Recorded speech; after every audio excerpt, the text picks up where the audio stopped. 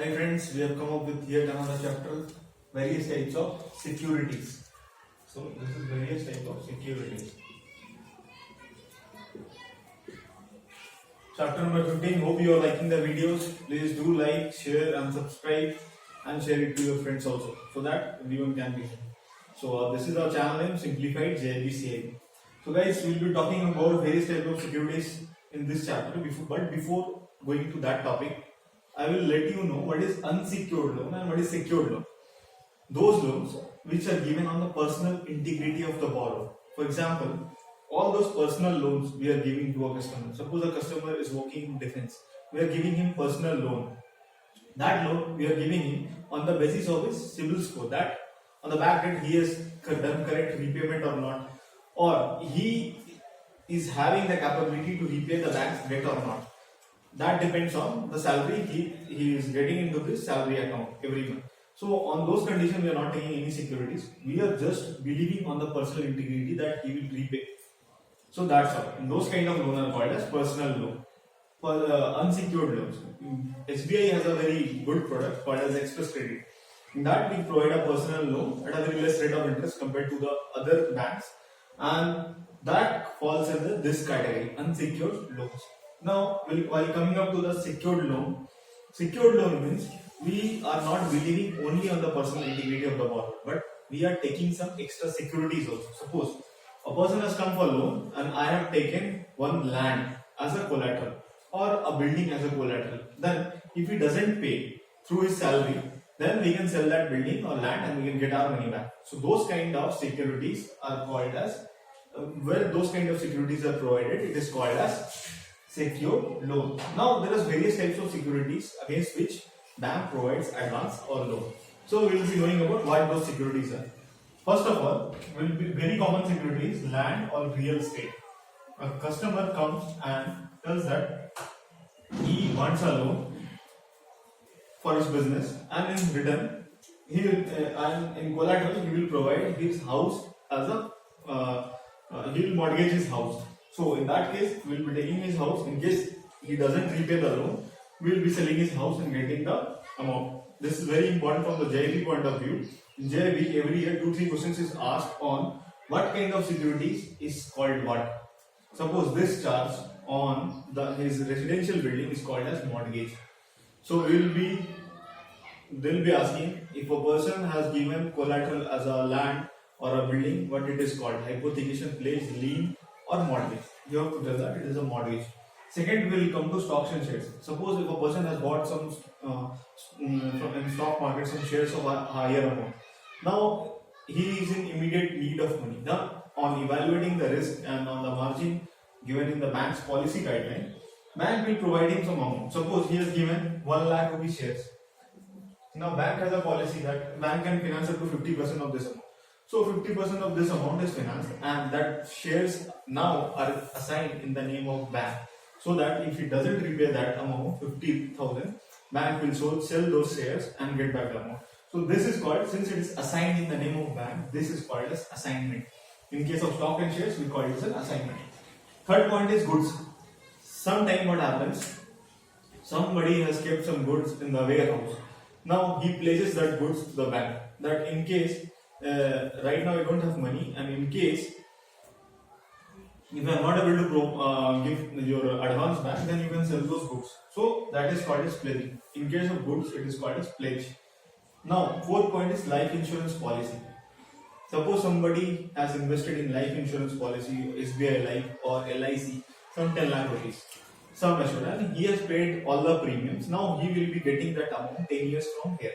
But right now he is in need of money. He has paid premium, but he doesn't want to break it now, or that amount he will get after 10 years. For that, he needs an urgent need of money. In that case, what we will do, we will finance on the basis of the sum assured of the life insurance policy. According to the bank's loan policy guidelines, whatever margin we have to take, we will take. And then we will provide him loan. In case he is not able to return that advance to the bank, bank will sell his policy and get back the amount. So in this case, what is happening, that life insurance policy is getting assigned on the name of bank.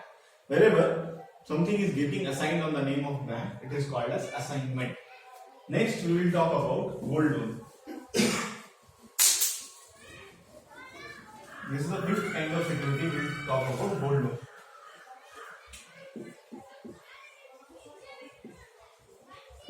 Now in South India, there is a very popular product called gold loans. So people come, places their gold in the bank, and then in return we give them loan. If they are not able to give back that money or return that advance, we sell this gold and get our money back.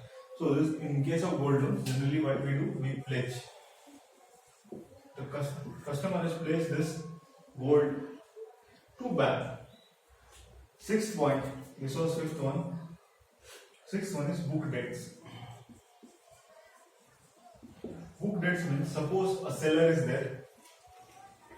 Now he has sold something to the buyer, the person who has bought. The amount of this sale is 10 lakhs, but buyer has told that I'll pay you after 3 months or 6 months.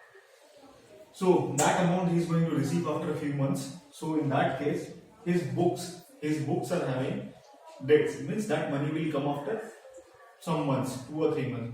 In that case, what will happen? He will show that this is the amount I am going to get from the buyer, but it is going to take some time. In the meantime, I need some money to continue my business. So he will approach bank, and bank, after putting some discount or margin, bank will provide him finance. Okay. Now, who is the holder of this bill of exchange right now? Bank. So bank will claim this from the buyer directly. In case if buyer fails to give, bank will sue the seller that he has given this bill of exchange to him. So these are the book debts, and in this case also this book debt is assigned in the name of bank, hence it is called as assignment. Book debts is also assigned in the name of bank, hence it is called as assignment. This is the sixth one. Seventh one is fixed deposit. There are many customers who make fixed deposit with the bank. Suppose I have made a fixed deposit of 5 lakh in the bank. Now I am in need of money in the middle of the year, but I don't want to break my FD. I want it to continue. So I will come to the bank and I will ask that can I get a loan on this FD? Bank will say yes, and according to the policy guidelines, 90% of the value of the FD or 80% of the value of the FD according to the banks, they will provide you loan, and they will put a hold on your amount. 5 lakh amount, they will put a hold. That hold is called as lien. This is very important. In that case, fixed deposit case, we put lien. This question comes frequently, that which of the following charges are used in fixed deposit, whether it is lien, whether it is hypothecation, whether it is assignment, and whether it is mortgage. So answer is a lien. We put a lien on fixed deposit, and if the person fails to provide the advance to the bank, bank breaks this FD and credits into its account. So this is all about FD, fixed deposit. Now there is a trust receipt also. Some receipt are provided by the trust. On that basis, we provide loan. So this is called as hypothecation. On the basis of hypothecation of those goods or something they have kept here, they have given a receipt. So this is called as trust receipt. Number 9 is vehicle financing. Suppose you have given a car loan. Suppose you have provided a car loan. In car loan, what happens? You have given the car to the borrower and you have given the loan also to the borrower. Now this fellow will drive car and will have money and then pay back to the bank. But his vehicle will contain hypothecated to SBI or any other bank. So those kind of things where the loan is given to the customer, at the same time the thing which is provided as a security is with the customer, then we call it as a hypothecation. So vehicle financing is called as hypothecation. If it is with the bank, then we can call this pledge, lien, assignment, this will be there. If it is with the customer, the security is with the customer, then it is called as hypothecation. Last but very important point, supply bills. I will be elaborating it, what happens in supply bills, but right now you remember in supply bills also assignment happens. Assignment happens in supply bills, but what is supply bill? I will just elaborate you right now. Supply bill is a kind of clean bill. Already I have taught you, supply bill or local bills are a kind of clean bill.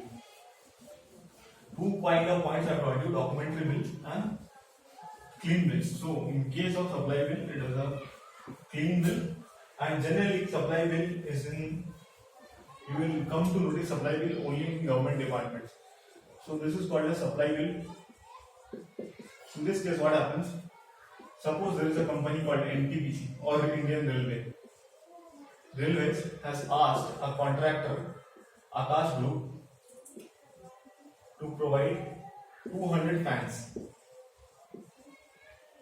for putting it in one train. They will put it in one single train. There's 200 fans. Again, if the project gets completed, again he will supply some 200 fans to put it in the next train. Like that, tender continues for the long time. But after supplying these 200 fans, government department, that is the railway department, will acknowledge that they have received 200 fans. So this is called delivery challan will be given, and that will be accepted by railway. Railway will sign it and accept it. Next, one railway engineer will inspect all the fans and they will give an inspection note that they are satisfied with the kind of delivery they have given. So very important point in the supply bill, two things will come. One, delivery challan. The delivery challan, they will sign that yes, the supplier has supplied the delivery challan, and inspection note that it has been inspected and the goods are in the good satisfactory condition. We don't have any problem. Then with this delivery challan and inspection note, he will approach to bank. Why? Because since government department may take time to verify the bills and it may take some other time, some more time to credit in the bank account. So they will come to bank that he is in need of money because this 200 fans he has put his entire money. Now, if bank provides him advance, with that money he will supply another 200 fans or whatever amount. So he will approach bank, he will provide this delivery challan and inspection note. In return, bank will provide advance on the basis of his delivery challan and inspection note, the amount mentioned there. Whatever is the margin according to bank's loan policy guidelines, they will deduct. So this is the basic thing. Now, one more thing bank will take is that bank will take a letter from the contractor or the supplier that they have informed to the railway department that amount should be directly transferred to the bank account. Amount should be directly transferred to the bank account. So, whatever receipt he has given or the bill of exchange he has given, now it is in the name of bank and bank is the holder in due course. So, bank will claim it from railway. So, the railway has to pay it from the bank. So, in this case, document of title to goods is not there. Whoever is having the bill exchange receipt can claim the amount. So this is a clean bill, and this is all about supply bill. That person bank will get the amount from bill. So this is not a negotiable instrument, but in this policy, bill of exchange is getting assigned in the name of bank. So supply bills are called as assignment. This kind of charge is called as assignment. So hope you have understood this supply bills, and very thank you for watching this. Please do like, subscribe and hit the bell button. Thank you.